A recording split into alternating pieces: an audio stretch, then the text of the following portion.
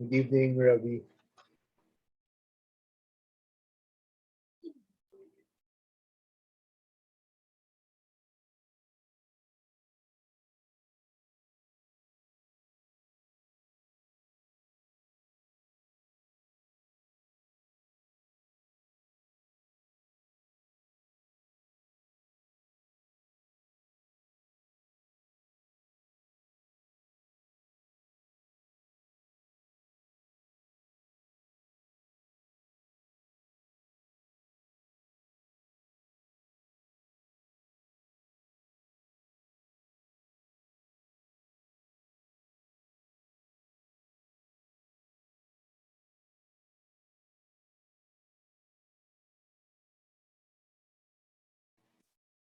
Good evening, Isabel and everyone else.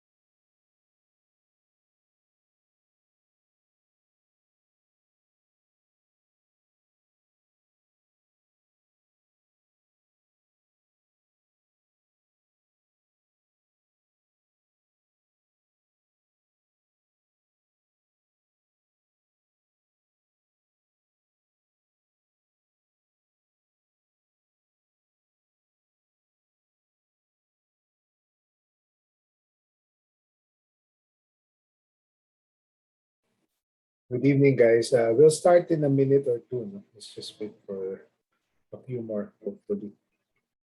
I hope everyone's having a good day so far.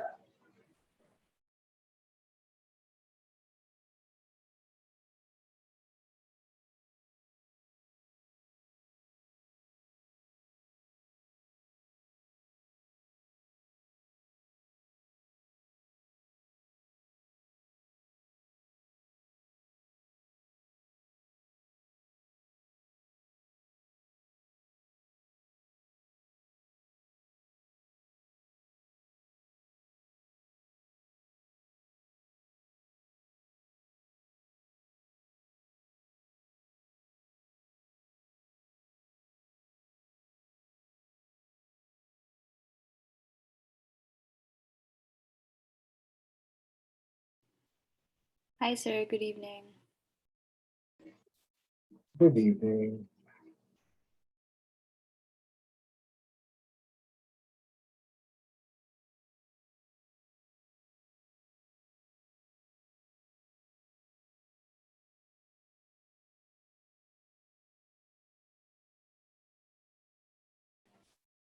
Sige, good evening again, everyone. I think we can start. No? Maybe the others can join later. Thank you for joining. This is better than last time. No? We only had a few last time. I know things are busy, so that's fine. Again, and that's the reason why I'm recording this, just in case you're really swamped with schoolwork and you can't attend the session on Wednesday. Then it's recorded naman. So again, I post it usually by the next day. No, both the deck and the video, the recording, at the end of each module, of the corresponding module. So tomorrow, or even tonight, if I have time, I'll post this there, no, at the end of module 4. So this evening, again, it will not be a long session, no? Maybe before 7:30, even 7:15 siguro. Depends, no, on how many questions you guys have. No? It's going to be a recap or introduction for some of you who haven't covered this in Canvas. Part 3 and 4, which is basically population and demography and MSME development. So we'll finish module 4. And wait, let me just get my pointer here. All right. Sige, a few announcements. So if you base it again on my suggested pace, my suggested pace is to cover module 4 until November 20. Hopefully, that includes answering all the discussion boards since module 1, or from module 1. So don't wait. I will lock all the discussion boards at the end of the semester. I'm not sure yet which date, no, siguro December 17 or so. But don't wait until the last minute to answer everything. Some students did that before, and obvious naman if you're just trying to to answer them just to comply, no? Just to tick the box. So I know naman. I read your posts. And cover module 5 from November 22 to December 4. That will be the last module, no? Alongside your final integrated output. And I will post module 5 by November 19th, by end of next week, or even this weekend. Um, I'm just putting the finishing touches on that. As you guys know, no, and thanks to all of you who have signed up, most of you naman have already signed up. No lecture next week. It's gonna be devoted to group consultations for your November 22. Ano. So please be ready. No? I've allotted more or less 20 minutes. We can go overtime a bit, but there might be other groups that will be waiting. So please be ready, no, with questions you have, things you want to discuss. I included separate Google Meet links. No? It's easier kasi to schedule multiple what do you call this, multiple schedules through Google Meet. So we're using that platform. A reminder, November 22 is the deadline for homework 2. Hopefully some of you have started working on that already. Most of you have started, hopefully. And again, if you want more guidance and tips on the final integrated output, I discussed that 2 weeks ago in the last synchronous session. So if you want to view that part at least, no, on YouTube, no, on the video, the recorded video, you can do so for more tips, especially for your online engagements. Few more announcements, and this may also be useful for your homework, for homework 2. No? There's a good resource, no, that I use, no, Arrancada Philippines. This is an initiative spearheaded by the American Chamber of Commerce, no? Together with other foreign chambers, Canadians, Koreans, Japanese. They basically compile, no, and they advocate for some business reforms. No? But they also, what I like about this, no, if you're doing research, they compile really good articles, position papers, etc., etc. So there is a search function at the top right. No, the articles that they share usually are very, very good, good sources, especially for the laws that I've assigned to the 6 groups. So take advantage of this. No? We were just for information, USAID was supporting and is still supporting AmCham in this endeavor. So, and the good thing with this, and you see the links naman here. No? So when I post the deck on what do you call this, on Canvas, you can click on the links. No? The good thing also with them, no, and you can subscribe to this. No, it's free. No, what they do, no, AmCham. Through the Arrancada program, this initiative they have. No? They have a daily news clip service. So basically, they scour through the major dailies, no? Even foreign ones, regional ones, no? And send out a daily digest, no? Of useful economic and business news. Except Sundays, of course. So it's very good. No? So if you don't have a lot of time, no, to go through the websites yourself, they do it for you. For economic and business news, and of course political news as well. That has significant impacts on the economy. So to subscribe, there's a link there. No? So just put your email address, etc. So spread the word if you want. No? For those who you know are interested in daily economic and business news. Very useful. For those of you who are interested in startups, MSMEs, I'm sure since all of you are management students, most of you are probably thinking of starting your own business eventually or joining a business or whatnot. No, so start next week. No, starting next week, starting Monday.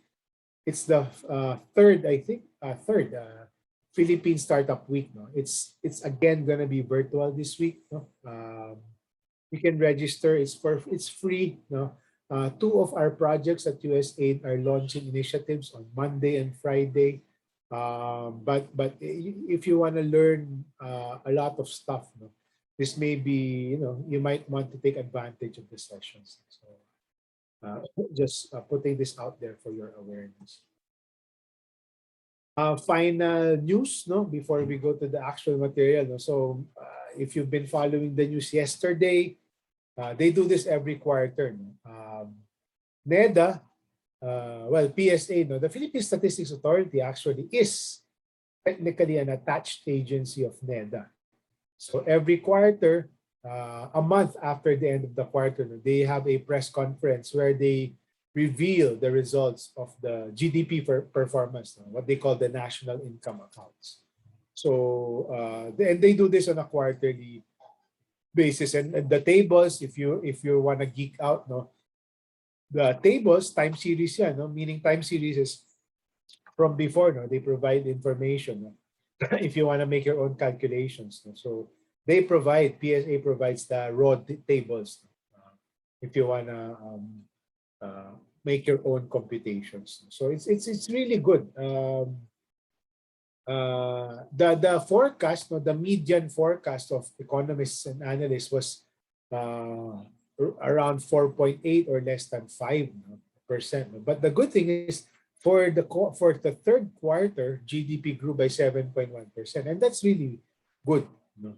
So among the major sectors, no, you see, no, again from the production side, remember we have the agri, industry, and services, the three sectors. No? So industry grew by 7.9%. That's pretty impressive.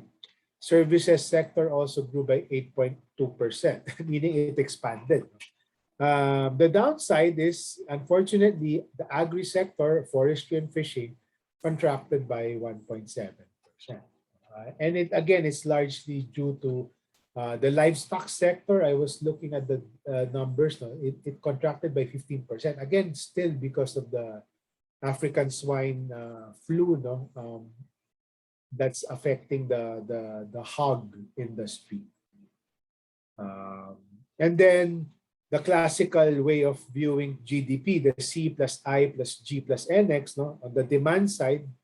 And I actually took this quote directly from PSA, no, from their press release. So the C part, the consumption part, grew by 7.1%, meaning people were starting to spend again more. No, the investment part, the durable goods, the inventory. The I part, no, is the gross capital formation. That's the I, no, the C plus I plus G plus NX. It expanded by 22%. So meaning businesses are starting to invest again on durable goods, on equipment, on factories, on inventories, which is good. Because you want investment to go up. Government naman, spending grew by 13.6% again, which is good, no? And exports and imports grew again. Many of you might be wondering, sir, why is it good if imports also increase? It is good because kasi you might be thinking, sir, it's better if exports are increasing, imports are going down. Actually, no. If you look at the data, majority of the exports, not the raw stuff like bananas, the majority of the exports, let's say semiconductors, actually have high import content. So what it means is if the Philippine imports are going up, most likely exports are also going up because imports are a main ingredient of our exports. No? So yun nga, sinasabi nila, it's a misnomer that we export semiconductor chips. We are not that high-tech yet. No? Technically speaking, yes, we do. But we gather the raw materials, the important ingredients, and we assemble it here. So assembly lang tayo. Then we ship it back. So the imports, and then we export. So yun lang yun.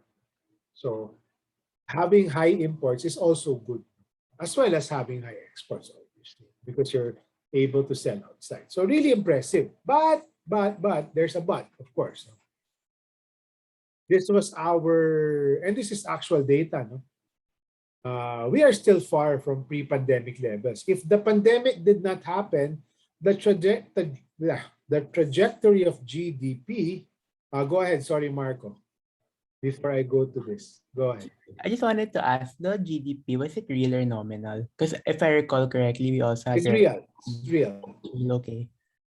Whenever the government talks about GDP growth, no one uses nominal kasi you have to deflate it. You have to put it into context. So ito, usually what they do is the prices are constant. No? What the government does is the prices are pegged at the 2018 prices.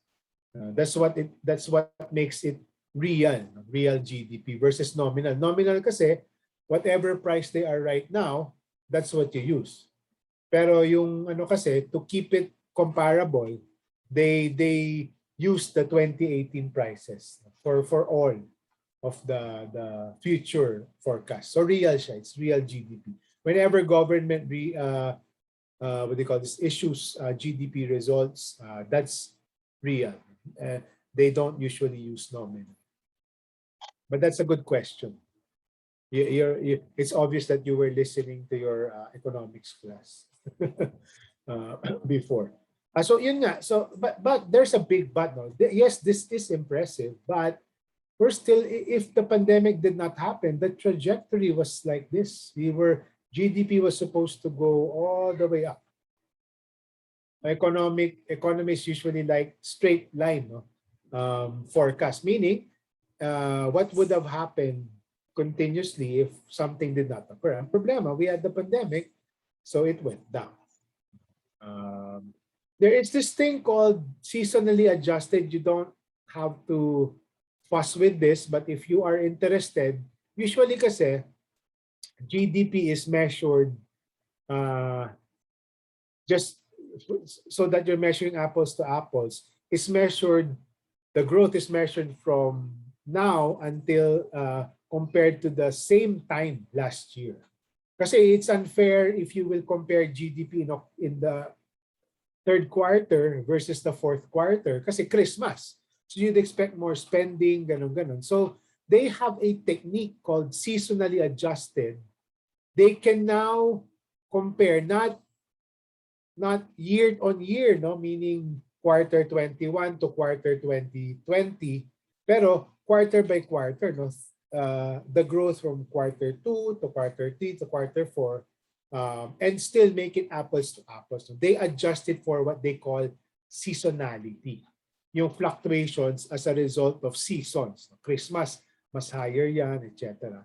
So you don't have to fuss with that, pero regardless if you use the actual GDP measures or the seasonally adjusted one, we're still far from pre-pandemic levels. And what I like to do, kasi traditionally, you compare current rates to the previous year lang. Pero I like using 2019 as the reference point kasi 2020 again was a weird year for all of us because of the pandemic. So if I were to compare the GDP performance this year versus pre-pandemic levels, we're still far. Kasi quarter 1, we're still below, negative 4.6. Yeah, no? Which is this one. Still far from what it was here. No? So quarter 2 also is negative 7% compared, no, lower than 2019. So is quarter 3. Yun na. So it's still a slow climb back to where we were. So it's impressive, but again, still a long way to go. But at least, with the opening of the economy, gradual opening, I think if we don't have any more COVID surges, we'll be on track, or even better than initial estimates. Okay, so just additional information for you guys. So back to the lesson proper. No? So we'll finish module 4 tonight. And these are short, no? Again, the thing with module 4, no, you might baka nasindak kayo with module 4 because when you see the agriculture chapter, yeah, it's really long. And then as you go topic by topic, it becomes shorter. No? So fiscal was long, but not as long as agri. And then population demography, very short, as well as the MSME development module, sub-module. Okay, so anytime you have questions, just let me know. So we'll start with population and demography. Again, if you haven't covered this in Canvas, treat this as an introductory piece, spiel, and please learn more from Canvas. If you've managed to cover both of these already, please congratulate yourselves and just wait until next week for module 5. I just want to give you some breathing space. That's why actually I can post it tonight or even last weekend, but I just want to give you guys some breathing space. All right, population and demography. Anyone can tell me what the Malthusian theory is? Which is a classic, one of the classic myths, if I may say. Or has no one covered this yet? Oh, Marco, go ahead. So right, it's the one na parang exponential growth in population. Our resources won't be able to keep up with the growth in population. So like food and other resources. Perfect. That's exactly what it is. So there's this guy named Mr. Malthus or Dr. Malthus. I'm not sure if he has a PhD. So he was in the 19th century, I think, or early 20th century. He was warning people, a doomsayer siya, fearmonger. No, our population is really growing rapidly, no? What will happen is growing exponentially. What will happen? Maybe our food supply will not be sufficient. No? So this is his basic premise. No, food production will not keep up with the population growth. But the problem is, not the problem, but the thing is, he didn't take into account technological progress. So this has largely been debunked. Right now, because of technological process, they're now even, di ba, mga scientists, if you've seen the news, no, they're now growing.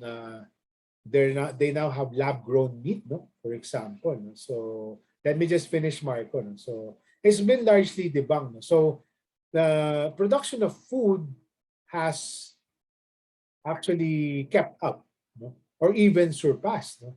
So famine is not actually a result of lack of food. No? It's actually the result of unequal distribution and access to food. Okay, sige, sorry. I thought you had your hand up again, Marco.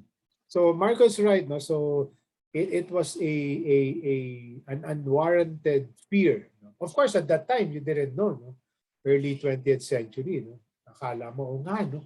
But now, no, especially these days, no, you have rapid, you no longer need animals nga, no? You have like yung mga Beyond Meat, you have vegetarian and lab-grown meat. Well, probably when you guys are in your 40s, 50s, lab-grown meat will be normal or common. Parang internet right now, no? Kasi when I was your age, no, internet was still dial up, you know. I had to wait 30 minutes to download an MP3. So lab-grown meat probably when you are my age, no? I'm 42, no?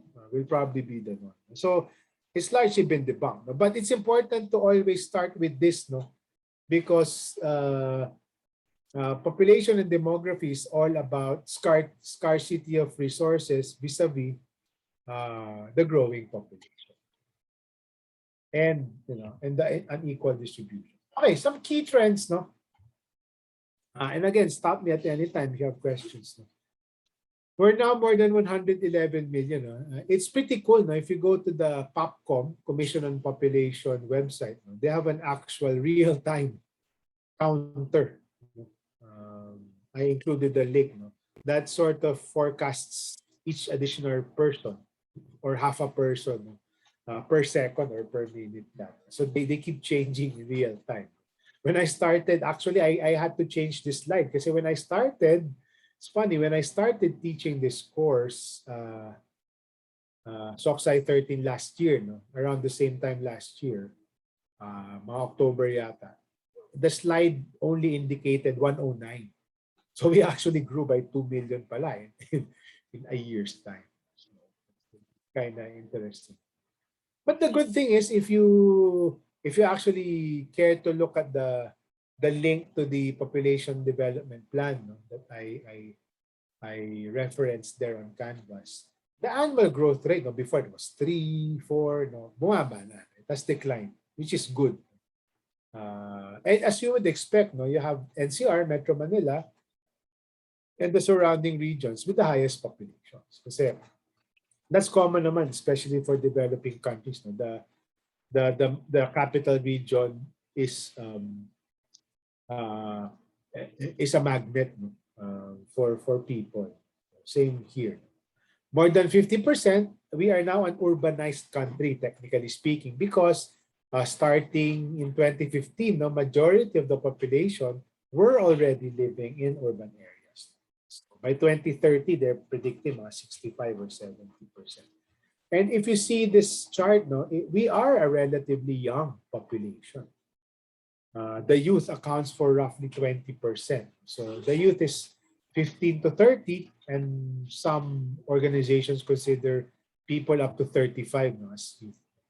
So, a third are below 15. No? So we have a really young population, no? But there are more than 60% of people in the Philippines that are working age. Just for additional knowledge, no? So the main source for this, the only source, by the way, for population counts in the Philippines is the Census of Population and Housing. Done by PSA. Previously, it was done by the National Statistics Office. The PSA, by the way, for your information, is an amalgamation of 4 different statistical agencies, including NSO. So the functions, all the functions that NSO used to do are now lodged within PSA, the Philippine Statistics Authority. So the Census of Population and Housing, again, census, remember, census is different from a survey. Census kasi, you saturate, you cover all households. It's a census of population and housing done at least every 10 years. If you look at the publication, it's available online, I think. No? It's not just a population count, no? Because sayang naman, no? They also have a census of housing characteristics. So it's done by law. It's mandated to be done every 10 years. But recently, in the past decades, they also do a mid-decade census. So para every 5 years. So 2010, 2015, 2020. The next one will be done in 2025. When you guys are probably working already or doing your masters. This became a hot topic in the last few years in the Philippines. Can anyone tell me or tell the class what the demographic dividend is all about? Thanks, Marco. Let me check if someone else would like to volunteer as well. Give chance to others as well. If not, then I'll call you. Just to level the playing field. Sige, Marco. Go for it. It's like when emerging countries, parang the median, the population, parang majority of it enters into the working age already. So like it's like production and productivity might go higher because our pool of working citizens is gonna be bigger already. Parang something like that. Yeah, yeah, that's actually correct. So,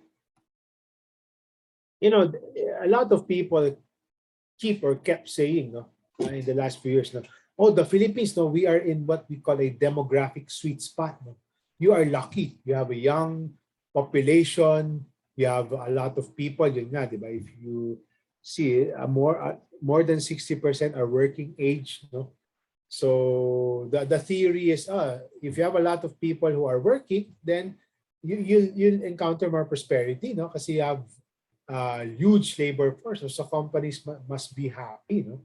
So it's economic growth or prosperity as a result of a country's change in their population structure. So one thing that you have to remember, if you forget anything else in this section, no, in the population and demography section, just remember the concept of dependency. The theory is, and that's why there's economic prosperities. The theory is, oh, you have a very large workforce. But there are also other things happening. No? Dependency is going down. Why? Because fertility rates and mortality rates, deaths and births are actually going down. Meaning, less people to feed. Diba? If you are a worker, no, instead of having to spend money on 5 kids, now you're spending money on just 1 or 2 kids. No? It's more manageable. So less births, more people who are working and assuming that they have jobs, no, they are earning money. So the large workforce can boost economic growth because it's good for business. They get incomes, and then with the incomes, no, they can buy more because fertility rates are going down. They don't have more compared to before. No, they have more resources for other kinds of spending, not just for their kids. No? So they can spend more. Again, it's a virtuous cycle. No? The economy is happy because they can spend on other things aside from kids. And then government is also happy because less children than before, less government resources that they need to fork out. So dependency goes down. Therefore, the economy is happy, people are working, they can earn money, less people to support. That is the theory. The problem now is it is not automatic, no? And this is even me, no, and even other economists, no? This is our counter argument to people saying we are in a demographic sweet spot. I would argue maybe not. Why? Because of this point. Maximizing the dividend requires that the bulk of the population, which is, working age population, is productive. And the problem is if you have 60% of the working age population, majority of them did not finish school and they're just earning minimum wages, then they are not productive as those people who finished school. No? If you go back to your APs, diba? The higher the grade level, the lower the attainment is. No? Especially among the lower income groups, no, education attainment is not high. No? So, in theory, if the workforce is productive, going back to our discussion on human capital, no, if human capital is high, meaning they're well nourished and they were able to go to school, had good training, then it would be a boon to economic growth. The problem is if they are unemployed, no, yun nga, youth unemployment is 13%, no, or if they are not in school, no, both current and future prospects are not great. Kasi the only way you can reap what they call the demographic dividend or the sweet spot is if the workforce is actually productive. Eh kung puro ano lang yan, puro low productivity jobs like minimum wage jobs. Not to say na masama yon, pero ang problema is it doesn't really contribute a lot to the economy. So this will only happen, you will only reap an economic dividend if, yes, birth rates and death rates are going down, but the other, on the other side of the coin is the working age population should be productive. As we are seeing, youth unemployment is high, twice the national unemployment rate. And if it's worrisome kasi it's not just them working, no? They're also not in training, TESDA, or in education. So what will happen a few years from now? They will not, they will end up in not so good jobs. The problem is, because the point of the point of population and demography, it's all about dependency. If they are not employed, if they are not productive, then they also become dependents. Kumbaga, births are going down, less dependents, pero there is a significant number within the working age population that are unemployed, then there's dependency there. So nagka-cancel out lang to a certain extent.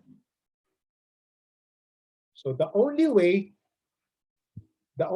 you can reap the demographic dividend is if the young working age population is productive. So this is still a question mark. Kasi majority pa rin ng ating working age are still in low paying and low productivity jobs. So remember dependency, because in the next few slides, we will keep going back to that concept. And when it comes to population, it's not so much, it's important to be nuanced about it. Kasi you can't say na, in the Philippines, as a country, we cannot support so many kids. It depends. Sometimes, yes, as a country, kasi we're becoming more affluent, GDP is growing up. It's important to look at the different, the micro, the households now. And one key issue here, again, going back to the dependency concept, is look at the charts. The problem with us, it's not so much that we have rapid population growth. It's who has more dependents. It's funny here, not funny. It's interesting that those, and this has been proven, and this is not unique in the Philippines. In many developing countries, this is the same. It's the same phenomenon. Those who can afford more kids, actually have less kids. Those who would have a hard time affording more kids, they have more kids. So it's ironically, I put this here. Those who have fewer resources have larger family sizes. Thus, there is greater dependency burden. So the study of population dynamics is all about dependency burden. You have to see where the dependency burdens are happening. Diba? So ito, I have a toddler, almost 3 years old. I married late. He's only one, and ang gastos. I can tell you, it's really expensive to raise a kid. Imagine if you're earning minimum wage, or you have low income, and you have 5 or 6 kids, all the more it's hard. So the point is, you have to analyze what is happening. And what we're seeing right now is the poor have larger family sizes. Two reasons why. Two potential reasons based on researchers' analysis. In the rural areas, part of it really is strategic, because some families, they want more kids because when they grow older, in their teens or even right before they hit their teens, they can help out in the farms. In the urban and even rural areas, sometimes they don't intend, that to happen, to have many kids, but they don't have access to good family planning practices, or maybe they're very religious and the church frowns upon modern contraceptive methods. So that is a problem in the Philippines. it is the lower income groups that actually have more kids. The dependency burden is higher. Ito naman is basically a mirror image of this. Dependency burden lang naman is how many dependents divided by the income earning people in the household. So, yeah, see, it's the same trend.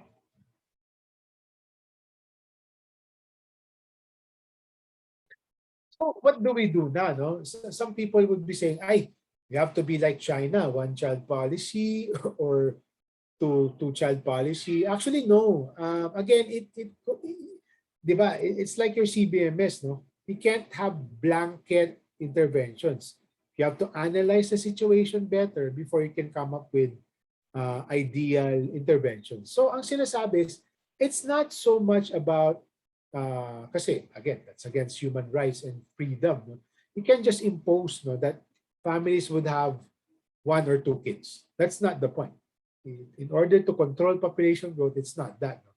What they found out is actually what you can do is you support the achievement of desired family sizes.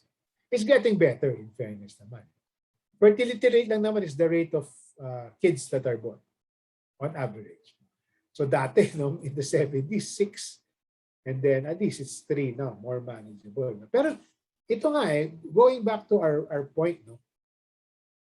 Look, there are two columns here, no. Let's go to the rightmost column first. Total wanted fertility rate. And they did this, they stratified by education and by wealth, no, which is correlated. No? Usually, if you didn't have a high school attainment, educational attainment, no, you'd probably be in the lower or second lower quintile. Quintile lang naman is 20% brackets. So ito yung poorest, no? Poorest 20%. So if you look at this is the total wanted fertility rate. What that means is, on average, among the not educated at all, no, this is the number of kids that they want. No, want, desired kids. So 3 kids, 2.3 kids, 1 point. Of course, average. No? There can be no such thing as a third kid. No? But look at this. Ito na lang. This is more telling. No? Dito na lang tayo by wealth. No? So the poorest one, no, the poorest 20% income group, no, they only wanted roughly 3 kids lang. But they end up having 5 kids, a little over 5 kids. Same thing, no? 2.5 kids ang gusto nila ng second poorest, they end up having around 4 kids. So 2 and 3, and then it becomes a bit closer when you go higher, no, in terms of income groups.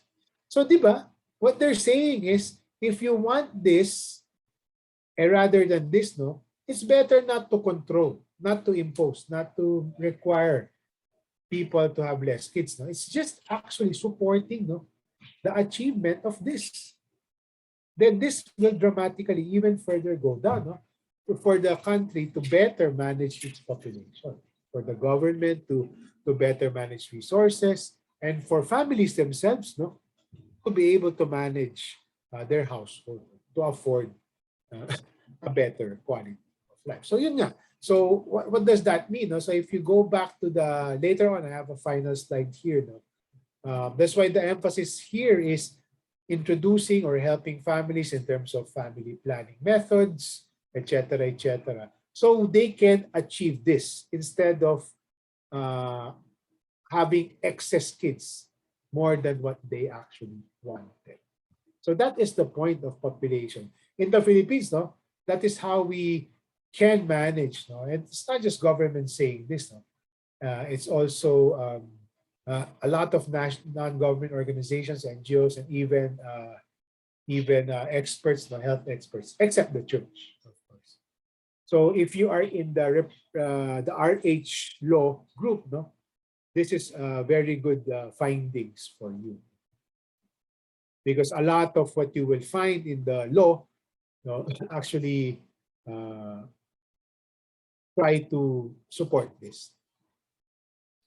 So we try to do a micro or a household look at more nuanced look. Now let's go back to a macro look. No? So again, if the problem with rapid population growth, and the good thing is the Philippines has managed it better. No? It's on average, no? It's going down. But again, problematic with the low income groups, those who cannot afford that. The problem is it impedes economic growth. Again, dependency, di ba? More kids, no? Then the people who want to uh, shop more or buy more cannot do so kasi they're busy with their kids. No? There is that dependency. No? And sometimes no, the mother, instead of working also because there's 5 kids, no, or the father, whoever, no, would need to stay at home instead of work and contribute to the economy. So there's a drag. No? A high rapid population growth impedes. No? But on the flip side, if again, no, the bulk of the working age population have high human capital, then pwede. If they have their own businesses, if they have high paying jobs, okay lang din. But again, it also, rapid growth puts pressure on employment. No? Kasi eventually, the kids being born today, no, they need jobs in 18, 20 years time. So padagdag ng padagdag. No? Each year, no, we add millions to the labor force each year. And of course, if you're looking at it from the government's point of view, no, it puts pressure also on social services. I need to build more classrooms. Need to build more health clinics, etc., etc. And going back to our previous discussion in agriculture, food security also. Kasi you need to feed more. More people need access to food, whether that's domestically produced or outside. So that's the macro. No? So it's again, it's not controlling but managing the population. And I have a slide there later. And this is one of your discussion boards, no? Popcom, and this is a news article that I saw last year. And it's still true today. No? Popcom was worried. No? Parang, oh, they made a mistake. It's actually much worse. The teenage pregnancy phenomenon is much worse. They were saying na 42 Filipino children aged 10 to 14 give birth every week, not every year. So can you just imagine that? What is the problem with that? It is a big problem. Why? Again, go back to the concept of dependency. The 10 to 14-year-old kids, even 15, no? Or 16, 17, these kids are dependents. So the dependents are giving birth to dependents. So you sort of double the dependence. Diba? If just imagine the parents, no? Especially if they are poor, if they are below the poverty line, no? They're supporting the dependent who now gives birth to a dependent, and the dependent cannot they're not dependent na. They're probably not working, no? So it doubles the dependency for the parents who now become grandparents na rin. So it's becoming worse. So looking forward to your answers in the discussion. So these are the population trusts for this administration. Again, just like the PDP, most likely the next administration will formulate their own. But these actually are, if you're part of the RH law, some of these will sound familiar to you. So two important things. Two important things. One is, again, the main strategy here is you don't require people to have less kids. You actually help them. So couples and individuals, the objective is to help the couples achieve their desired number and spacing of kids. Going back to this, diba? You help them move closer to this and not that. And probably to different methodologies, no? Responsible parenthood and family planning, modern methods. And it's more problematic actually in the rural areas. No? Sometimes because the cultures are more religious, the church has a stronger influence, etc., etc. A lot of factors, no. It's not just ignorance, no, but conservatism sometimes plays a role as well. And trying to address another objective is trying to address teenage pregnancies. Uh, at this day and age, no one, no, even if they engage in sexual behavior, no one wants to give birth when they are in their teens. So they're trying also some different methodologies to slow down or even have less teenage pregnancies, unless that's really what the teenagers want. But usually, most likely, hindi. So that's population and demography. That's a summary. I don't see questions. All right, so I can move, no? So the last topic for Module 4 is MSME development and entrepreneurship. So MSME stands for micro, small, and medium enterprises. So let's take a look at the numbers. I mean, why are we studying this? Why did I include this in Module 4? Actually, among SOCSI professors, no, we are only required to teach Agri and Agrarian Reform, Fiscal, and Population. Then the fourth topic is it's up to us. Since you guys are management students, I wanted to include this. Kasi, again, most of you will aspire to create your own businesses. Will probably be the next Mang Inasal or whatever. No? You will probably create your own businesses, hopefully successful ones. And medium or large businesses. Or even if it's small, okay lang. As long as you can contribute to society. So that's one reason why I included. The second is because of the significance of the sector. Look at the data.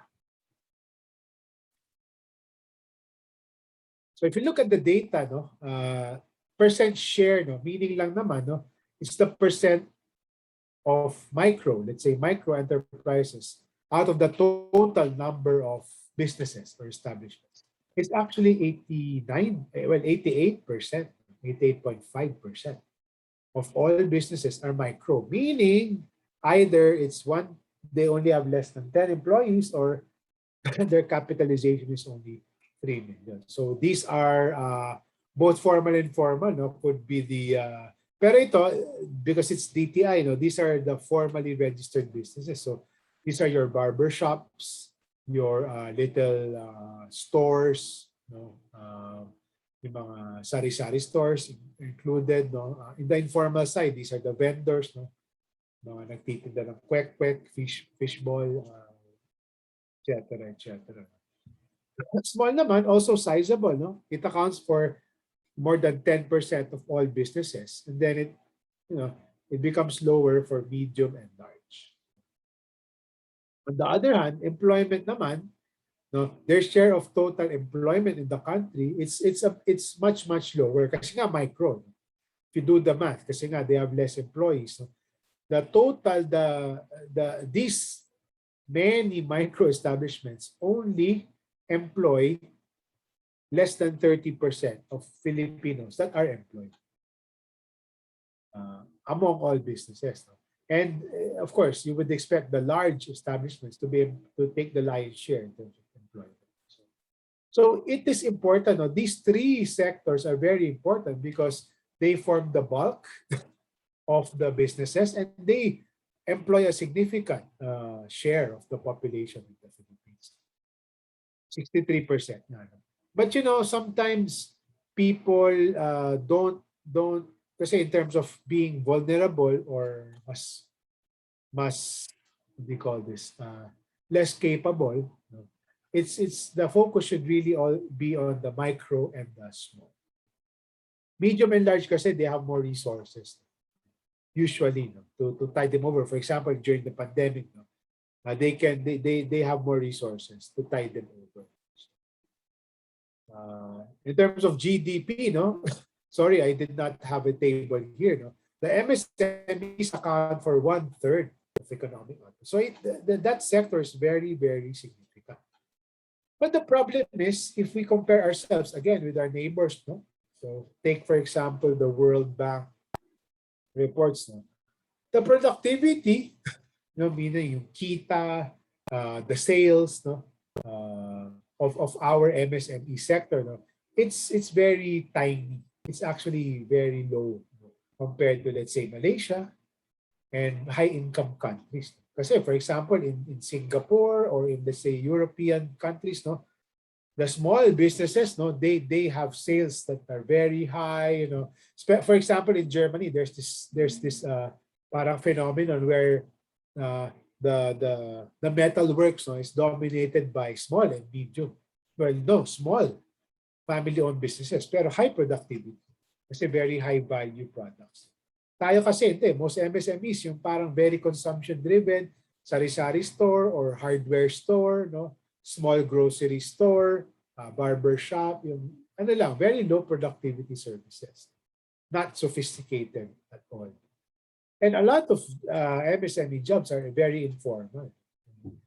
Yung sa sari-sari store, for example, no, may taga-karga dyan, etc. No?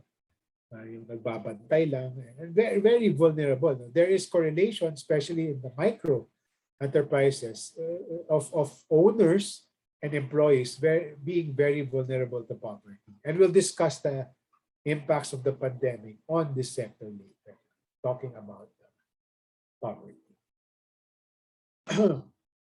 Okay.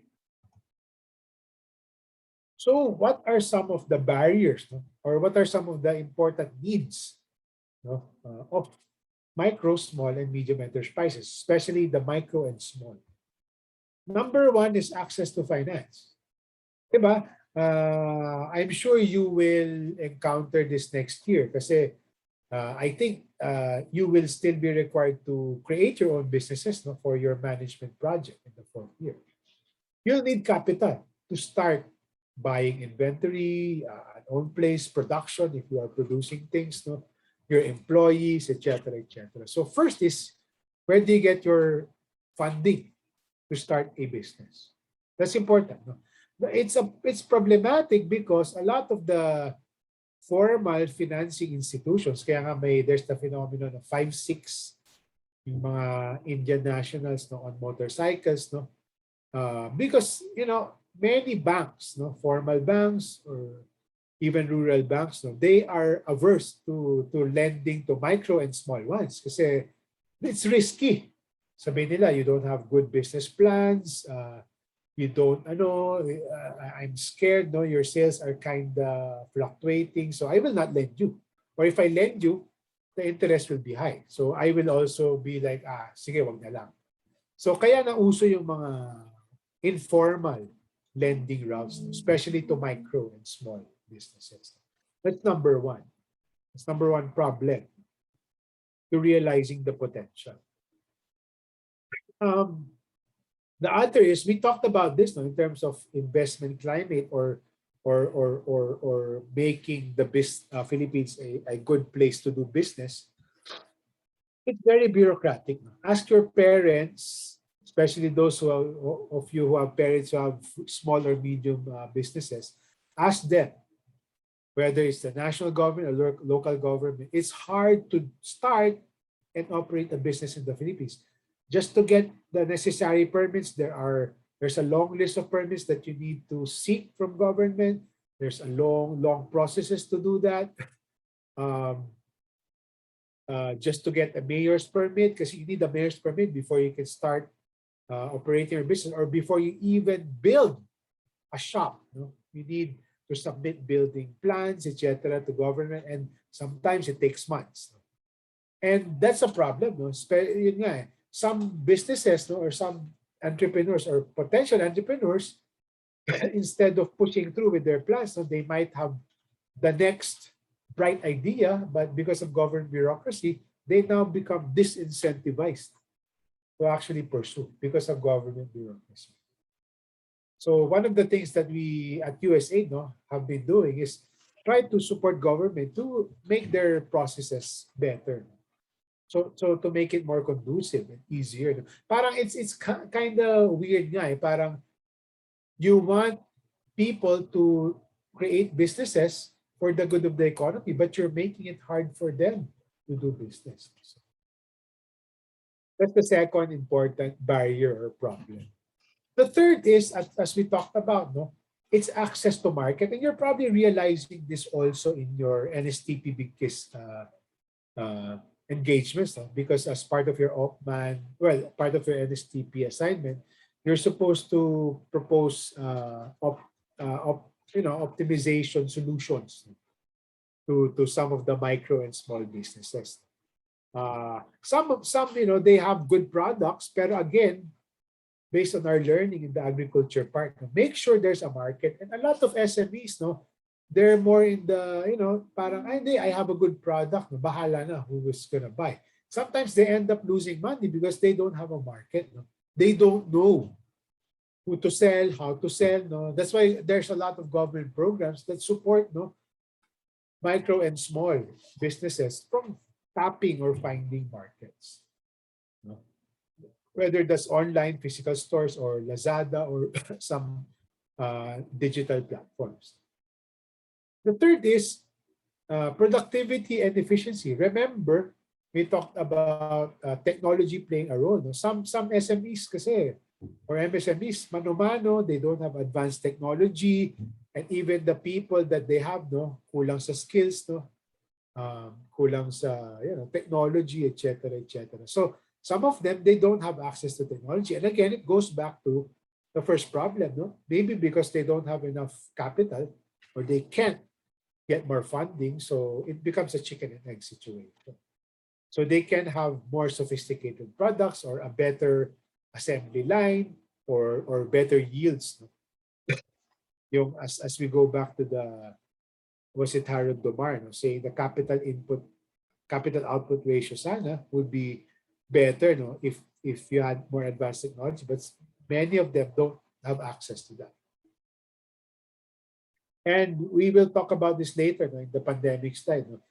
The smaller businesses, kind of like people, the poorer segments of the population, are more vulnerable to what we call shocks. Economists have a catch-all term for external events that impact them. So typhoons, earthquakes, disasters, calamities, and now including pandemics.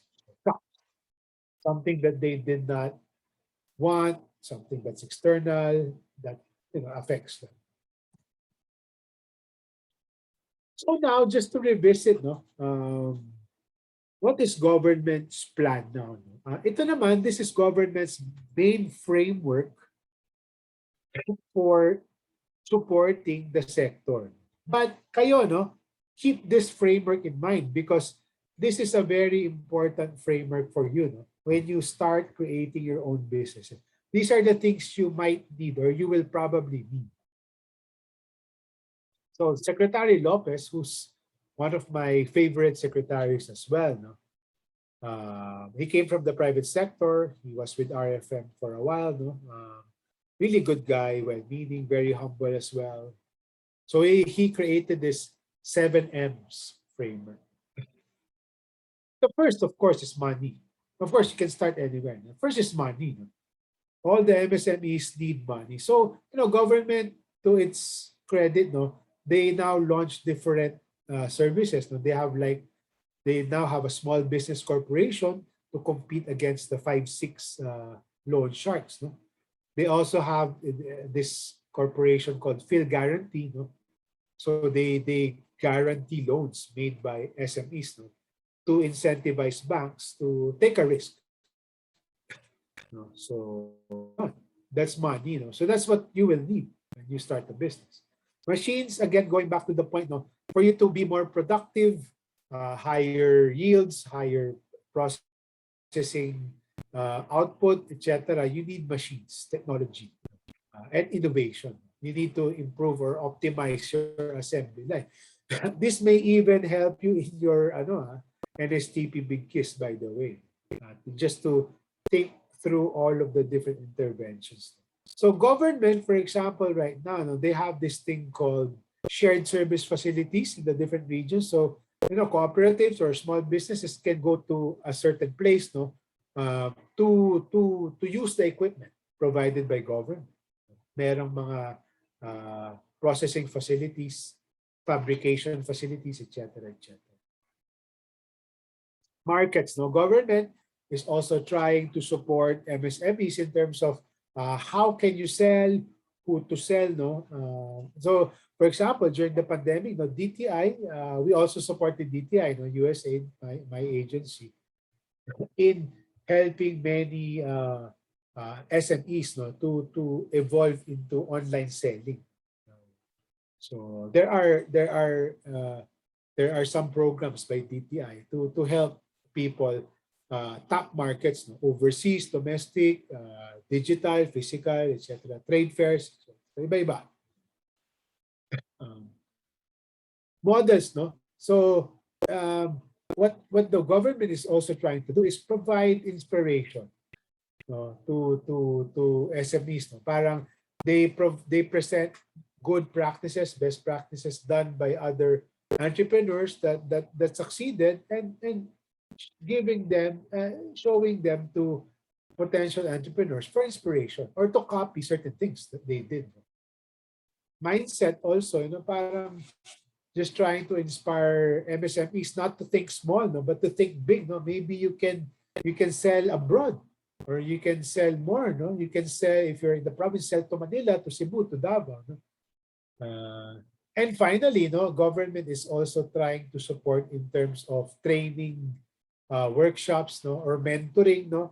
They're trying to partner with successful entrepreneurs to coach and train some of the fledgling or budding entrepreneurs who are not successful. So that's a framework for you, and you can adopt this framework for your own business or even for your NSTP engagements as well. So might be useful. So again, this is the same. So the goals, if you go to the reference document that I provided there, which is the MSME development plan for this administration, it's basically a mirror image of this. So again, yung sinasabi ko kanina, it's trying, one of their goals is to streamline processes and make bureaucracy better, so that it doesn't become a disincentive to MSMEs. Improving access to finance, simplify requirements, alternative financing windows, like small business corporation, field guarantee, etc. They're trying to train more, and give more access to technology. What I said, for example, yung shared service facilities, and provide loans, so that MSMEs can actually buy equipment for themselves to grow their business. And of course, access to markets. Again, helping them sell online, offline, even abroad, because we have like trade agreements with other countries, especially in the ASEAN region and in Asia, Japan, Korea, for example. So just wanted to end this topic on MSME. Again, if you'll notice, it's very short. So if you want to cover it on Canvas, it will be a breeze. It will be very quick. So the problem is, again, just like poor people, MSMEs are the poorer segments of businesses. So they are more vulnerable. So based on surveys, they really bore the brunt of the pandemic. So 2/3 of all businesses, not just MSMEs, suspended operations. Pero if you go through the data, the micro and small businesses were affected more. More layoffs, more closures, reduced working hours. So, a majority pa naman of MSMEs are wholesale and retail, hardware, retail shops, resellers, etc.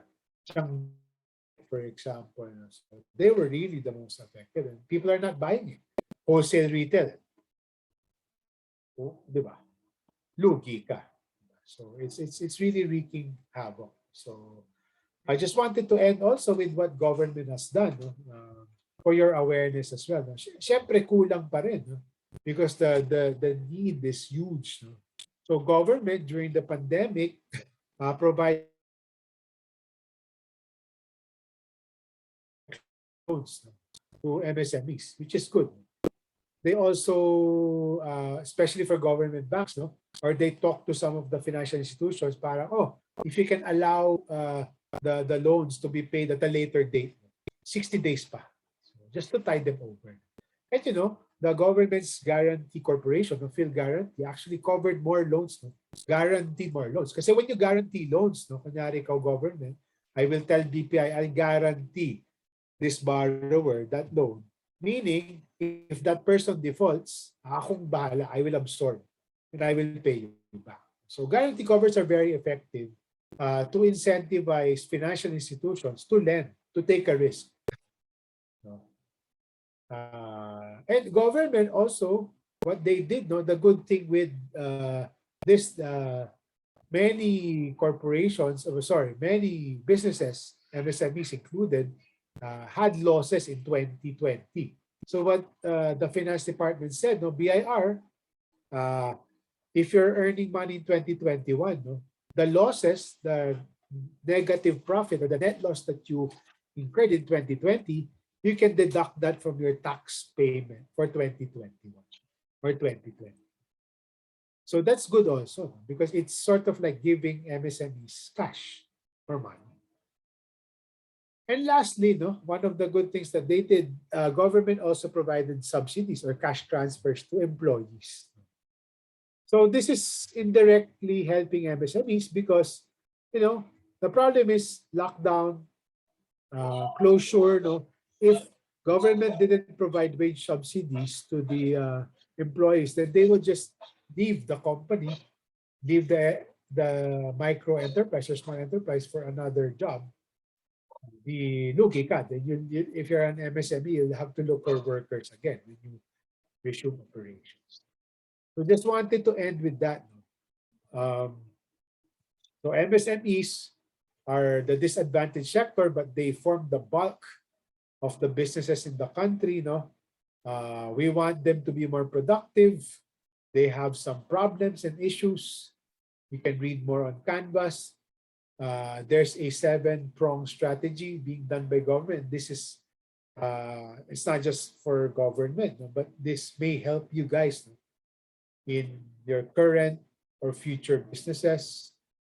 And then just remember, no, it's really the SME sector that's having a hard time, especially during the pandemic. Okay. So that actually ends Module 4. Very easy, straightforward topics naman. But again, I hope you find it interesting because it's additional knowledge for most of you, and additional data that might help you think, especially the frameworks for your big keys engagements, the businesses you're trying to find solutions for or help improve, and for your own businesses as well. All right, so any questions?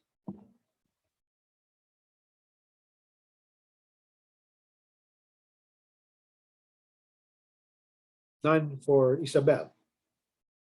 None from Marian. So I don't think we have questions. So again, see most of you next week. I think 5 of the 6 groups have signed up already. If the 6th group doesn't want to do a consultation, that's fine. It's optional. So please take note of your time slots. I will email you in case the previous group prior to your group, no, the consultation is taking long. I will inform you. So but standby lang kayo in case it gets delayed by a few minutes. All right. Many thanks to everyone for joining. No, I'm happy that it's a bigger group this time. See you all next week. Have a good dinner and a good evening. Thank you, sir. Mm. Thank you, sir.